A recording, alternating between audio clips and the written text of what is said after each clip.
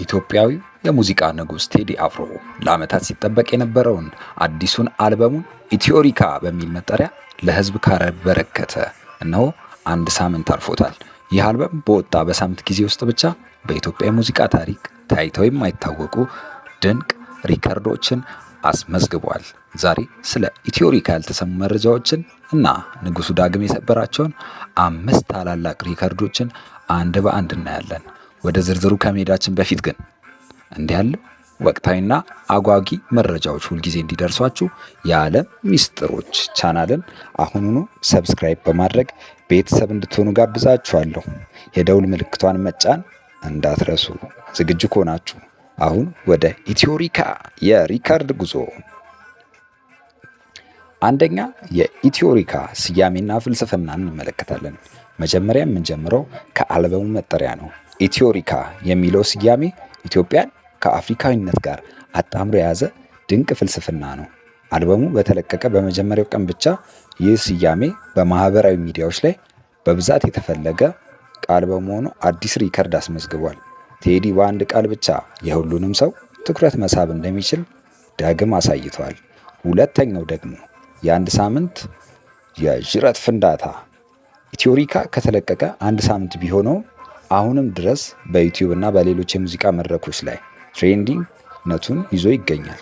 በአንድ ሳምንት ውስጥ ብቻ በሚሊዮን የሚቆጠር እይታዎችን ማግኘቱ በሀገራችን የሙዚቃ ታሪክ በአጭር ጊዜ ውስጥ ብዙ ሰው ያዳመጠው አልበም ሆኖ እንዲመዘገብ አድርጎታል። ሶስተኛ ዓለም አቀፍ እውቅና። ይህ አልበም በሀገር ውስጥ ብቻ ሳይሆን በዓለም አቀፍ ደረጃ በትልቅ የሙዚቃ መጽሔቶች ላይ ሳይቀር መጠቀስ ጀምሯል። ኢትዮሪካ የአፍሪካን ዜማ ለዓለም ያስተዋወቀበት ጥበብ ቴዲን ከኢትዮጵያ አልፎ የአህጉሪቱ ድምፅ እንዲሆን አድርጎታል። በሳምንት ውስጥ እንዲህ ያለ ዓለም አቀፍ ትኩረት ማግኘት ለብዙዎች የማይታሰብ ሪከርድ ነው። ለቴዲ ግን ይቻላል። የታሪክና የቅርስ ትስስር። ቴዲ በኢትዮሪካ ውስጥ የታሪክ ሚስጥራትን በዜማ ከሽኖ አቅርቧል። በአንድ ሳምንት ውስጥ ብቻ ብዙ የታሪክ ምሁራን እና ወጣቶች ስለ ዘፈኖቹ ግጥም ጥልቅ ትንታኔ ሲሰጡ ታይተዋል። አንድ የሙዚቃ አልበም እንዲህ ያለ የጥናት እና የውይይት መድረክ ሲከፈት ማየት ብርቅና አዲስ ሪከርድ ነው። አምስተኛ የሽያጭና የገበያ የበላይነት። በዲጂታል ሽያጭ ረገድ ኢትዮሪካ በሳምንት ውስጥ ያስመዘገበው ገቢ እጅግ አስገራሚ ነው። ኢትዮጵያውያን ለጥበብ ያላቸውን ክብር በተግባር ያሳዩበት እና ለቴዲ ያላቸውን ፍቅር በገበያ ላይ የገለጹበት አልበም ሆኗል። ይህ የገበያ ስኬት ለሌሎች ከንቲባ ሙዚቀኞችም ትልቅ ተስፋ ሆኖ ተመዝግበዋል።